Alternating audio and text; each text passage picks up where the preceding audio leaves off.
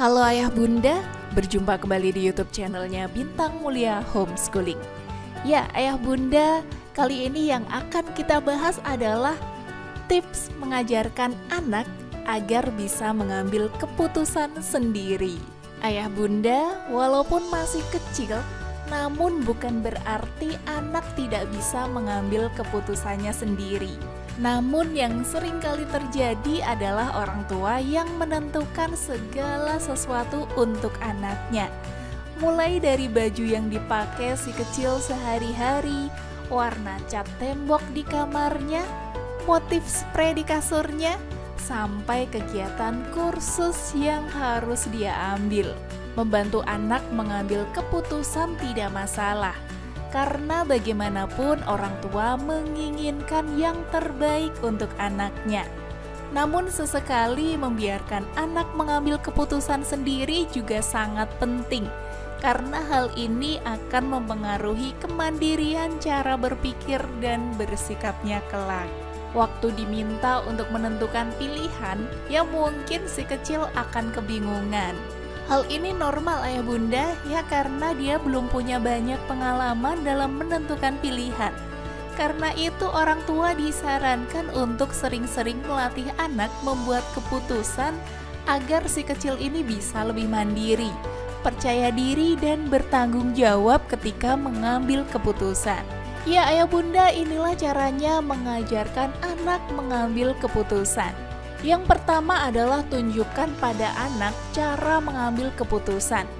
Ya bila suatu saat nanti Anda ingin membuat keputusan, misalnya saat ingin menentukan makan malam atau saat memilih film bioskop yang mana yang mau ditonton. Tunjukkanlah proses pengambilan keputusan tersebut pada anak. Ya, begitulah saran yang diberikan oleh seorang psikolog anak di Children Medical Center Dallas. Selain itu, tunjukkan juga pada si kecil kelebihan dan kekurangan dari setiap pilihan yang sudah dibuat. Kemudian bandingkan kedua pilihan satu sama lain dan akhirnya jelaskan alasan apa yang membuat Anda menjatuhkan pada salah satu pilihan. Ya, ayah bunda, yang kedua adalah latih dengan masalah kehidupan sehari-hari. Ya, Anda bisa melatih anak mengambil keputusan sembari mengkaitkan ke dalam kehidupan sehari-hari. Misalnya dengan menanyakan bagaimana dia akan menangani jika kedua temannya ini berulang tahun pada hari yang sama. Atau apa yang akan dia beli dengan uang jajan berjumlah besar. Ya, jika Anda mengaitkan dengan masalah kehidupan sehari-hari, hal tersebut dapat menumbuhkan kemampuan anak untuk mengambil keputusan dan dimulai dari kasus yang sederhana. Yang ketiga ayah bunda adalah persempit pilihan. Ya, penelitian menunjukkan bahwa jika anak dihadapkan pada terlalu banyak pilihan, dia akan lebih sulit untuk menentukan pilihannya. Karena pada dasarnya ingin memilih sebanyak mungkin yang dia bisa.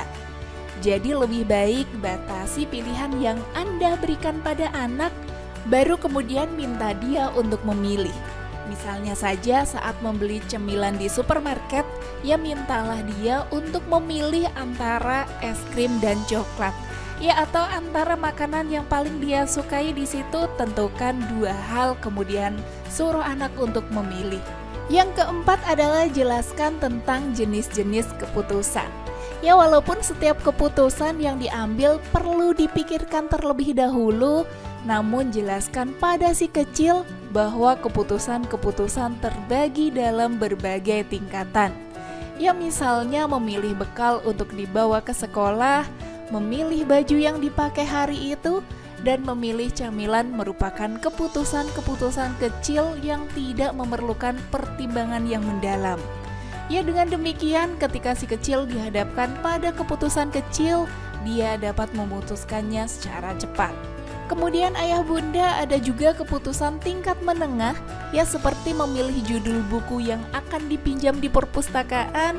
Nah, yang terakhir adalah keputusan besar yang skalanya lebih penting, seperti menentukan sekolah yang ingin dia tuju ataupun memilih jenis ekstrakurikuler dan sebagainya.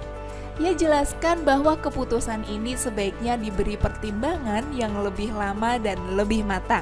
Ayah bunda yang kelima adalah menjelaskan tentang konsekuensi sebuah keputusan. Ya, di balik setiap keputusan pasti ada konsekuensi yang harus ditanggung si pengambil keputusan.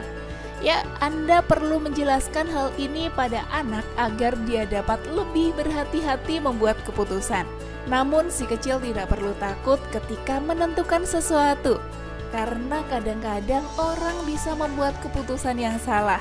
Ya, namun yang harus dilakukan saat keputusan yang diambil salah adalah menanggung konsekuensinya dengan tanggung jawab dan menjadikannya sebagai pembelajaran. Ya, ayah bunda, itu tadi adalah beberapa tips untuk melatih anak mengambil keputusan secara mandiri. Terima kasih ayah bunda sudah menyimak video-video di Bintang Mulia Homeschooling, dan sampai jumpa di video selanjutnya.